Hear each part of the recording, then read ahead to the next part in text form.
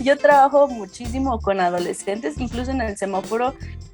Yo doy clases a adolescentes, bueno, a las mamás y a las hermanas de nuestros alumnos que quieren revalidar sus estudios, que son arriba de 15 años, 14, 15 años. Yo doy clases, entonces la romántica permite mucho jugar con las historias, con lo oscuro. Entonces, aparte como a mí me gusta mucho leer y también soy muy fantástica, entonces, o muy de historias, eso me permite conectar un poco más con esta fase de la educación imaginativa. Es mi favorita, la romántica. Yo estudié la licenciatura en Ingeniería Química y cuando era estudiante trabajé en un centro de asesorías donde daba clases de química y matemáticas, y ahí fue donde me empezó a interesar mucho esta parte de la educación, porque ya me tocaba ver el otro lado de los estudiantes. Yo era estudiante, entonces eso me dio una nueva perspectiva, porque muchos de ellos comentaban cómo eran sus clases o por qué se les dificultaba. Y más que nada me di cuenta que a veces no era porque no les cayera bien el maestro o algo, sino era porque ya traían, en mi caso siempre he dado clases en preparatoria, ¿no? Entonces era porque ya traían una relación muy conflictiva con las matemáticas o con la química.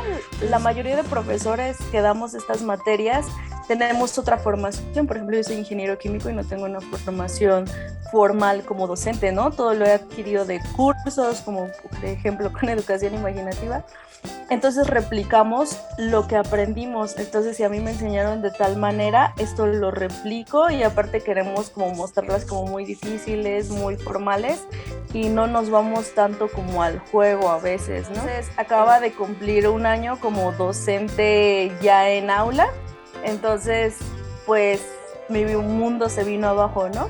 Creía que apenas le estaba agarrando el rollo a esta parte, y llegué a educación imaginativa y me dio estas herramientas para comprender a mis estudiantes y poder cambiar mi forma de enseñanza. Y justo yo también ya había entrado en el semáforo, o sea, coincidió. Y entonces también lo de educación imaginativa no solo lo aplicaba en mi trabajo formal, lo aplicaba en el semáforo. Entonces empecé a conocer como estas dos partes de la educación imaginativa, y yo creo que es mi base para dar clases, porque no solo conozco a ellos, me conozco a mí. Eso es algo que me gusta mucho de educación imaginativa. Entonces, en vez de llegar y explicar la teoría, creaba toda una historia. Por ejemplo, la era medieval, construíamos algo y a partir de ahí ya enseñaba distancias, ¿no? O hablaba sobre los peces y a partir de ahí ya aplicábamos multiplicaciones. Entonces trataba de aplicar esto de educación imaginativa en el semáforo. Por ejemplo, en caso soy un poco como muy hiperactiva, ¿no? Me muevo mucho y de repente yo tuve muchos problemas a veces escolares por eso. Afortunadamente yo viví en un hogar que me decían que si no estudiaba y no entregaba, ya no, el que no estudia o no trabaja no vive ahí, ¿no? Entonces, algo suena muy extremo, pero siempre me veían que yo entregara, ¿no? Pero en general tuve muchos problemas porque me distraía, me ponía a hacer otra cosa, o ya en la prepa ya no quería entrar a clases. Incluso en la universidad me costaba mucho estar 2 horas sentada. Entonces, cuando entré a educación imaginativa, o luego no entendía, y entonces siempre me ponía a estudiar sola. Entonces, cuando entré a educación imaginativa, me di cuenta que como yo aprendía fue como lo que más me impactó. Cuando nos empezaron a explicar esto de los tipos de imaginación, me cayó la cuenta que era también una forma de aprender, y que yo no estaba tan, quizás suene raro, pero que no estaba tan mal, porque yo siempre me inventaba mis formas para aprender porque no lograba memorizarme las definiciones.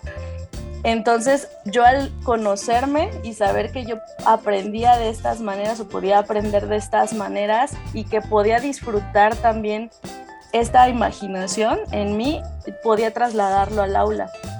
Entonces ya no era solamente dar la definición, sino ya crear toda una experiencia imaginativa con mis alumnos. Somos muchos voluntarios y cada quien tiene un proyecto. Hay bibliotecas ambulantes, hay de arte, entonces tener también un proyecto me da mucha responsabilidad con el voluntariado.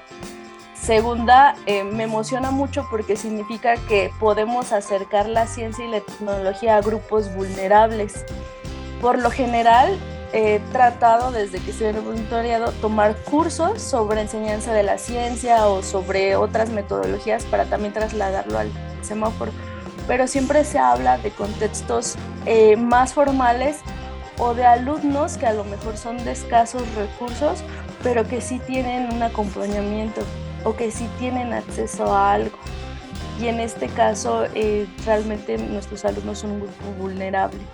Entonces es como voltear a verlos y decir es que también hay que llevar la ciencia aquí, no solamente es para quien tiene la posibilidad de tener acceso a internet y a la tablet o a la computadora, sino lo estoy llevando a calle. La segunda es enseñarle a ellos que son buenos en algo.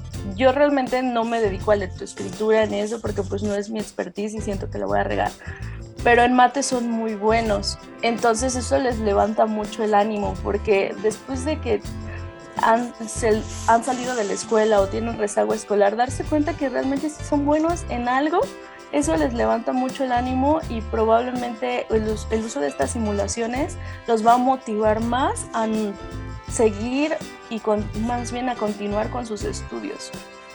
Tienes que llevar unos meses de capacitación de las simulaciones para plantear tu proyecto. En este caso yo iría jugando y haciendo propuestas con los otros profes para que también reciba retroalimentación, porque hay profesores con muchísima experiencia y puedo aprender muchísimo con ellos.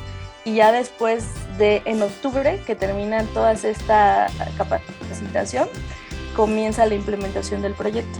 Entonces, una de las primeras fases es desarrollar ya fichas o hojas de trabajo donde se utilicen cuentos, porque una de las bases del semáforo es la lectoescritura, el fomento al cuento, el abrazo del cuento, le dicen.